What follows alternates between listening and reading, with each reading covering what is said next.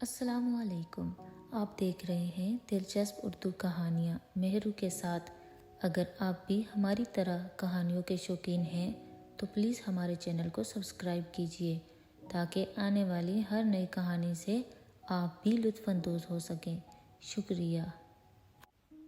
ایک دفعہ کا ذکر ہے کہ ایک جنگل میں 4 چھوٹے چھوٹے خرگوش رہا کرتے تھے جن کے نام فلاسی، ملاسی، کلاتی اور پلاسی تھے۔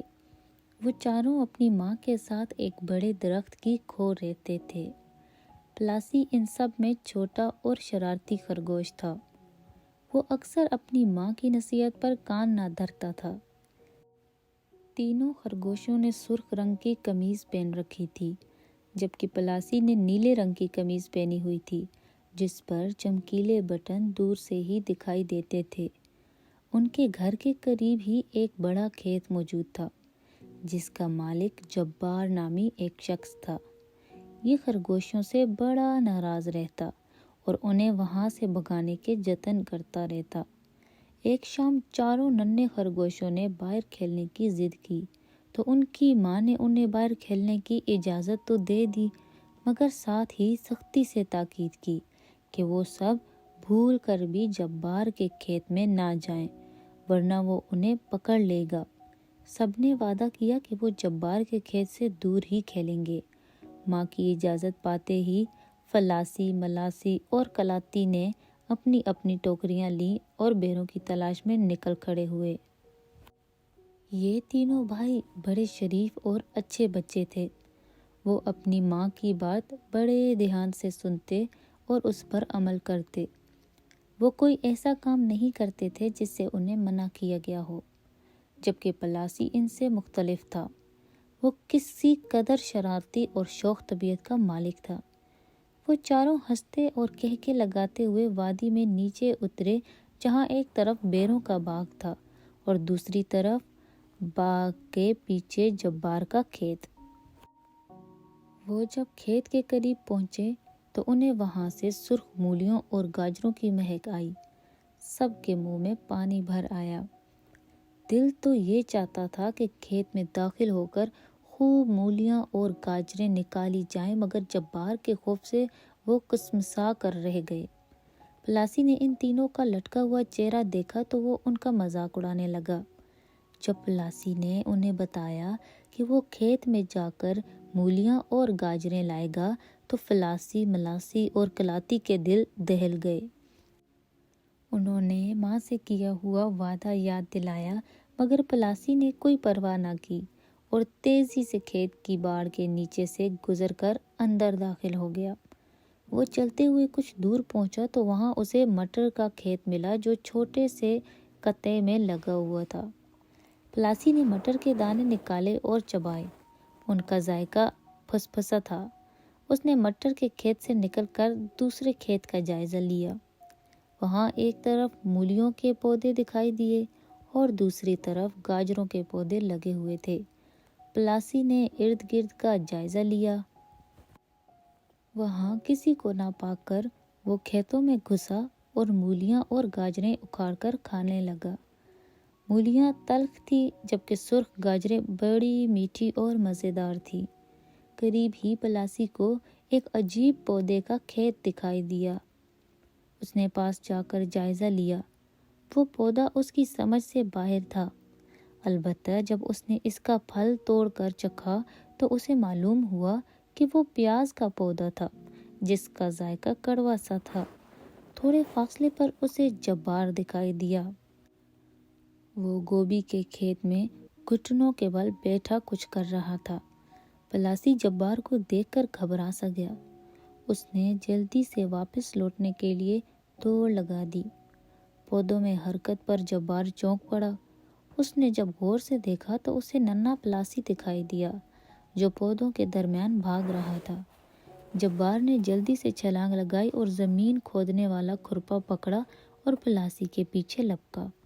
پلاسی اپنی طرف سے بہت تیز بھاگ رہا تھا مگر جبار بڑے بڑے ڈگ برتا ہوا اس کے سر پر آ پہنچا۔ وہ چیخ رہا تھا، رک جاؤ ننھے چور، آج تم میرے ہاتھوں بچ نہیں سکتے۔ پلاسی ہڑبڑاہٹ میں بھول گیا کہ وہ باہر نکلنے والے دروازے کے بجائے مخالف سمت کی طرف دوڑ رہا ہے۔ اس طرح تو وہ جبار کے گھر سے باہر نکل نہیں سکتا تھا۔ اچانک پلاسی کی نظر باڑ پر پڑی جو اکھڑی ہوئی تھی۔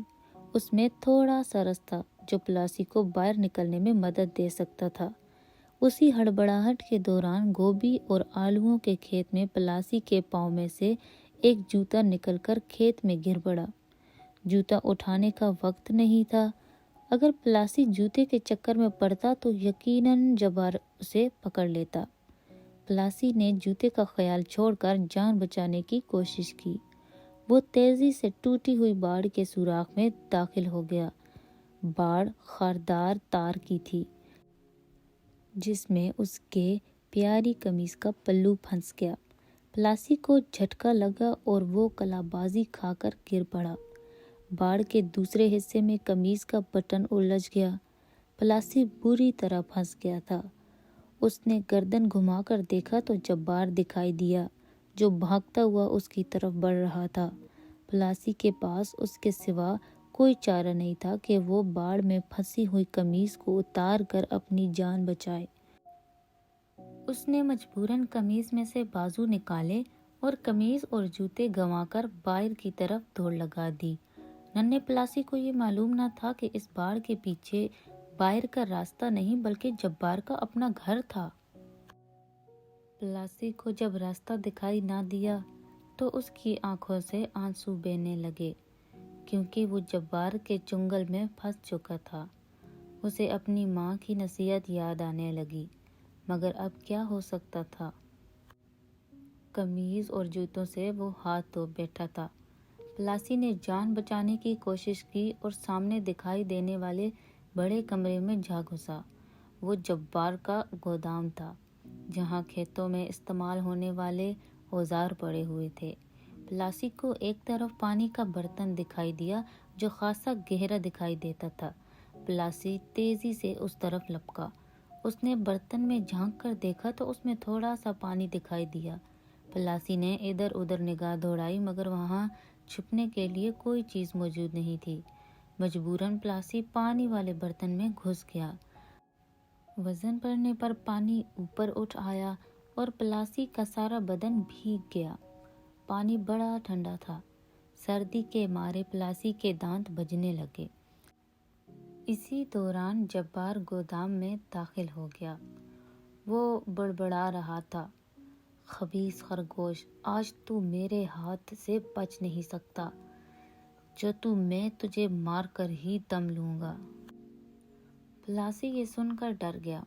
ایک تو ٹھنڈ نے اس کا برا حال کیا ہوا تھا، دوسرا خوف کے مارے اس کا بدن کانپ رہا تھا۔ جبار کو پورا یقین تھا کہ ننھا خرگوش گودام میں چھپا ہوا ہے، اس لیے وہ بڑی احتیاط سے چیزوں میں اسے تلاش کر رہا تھا۔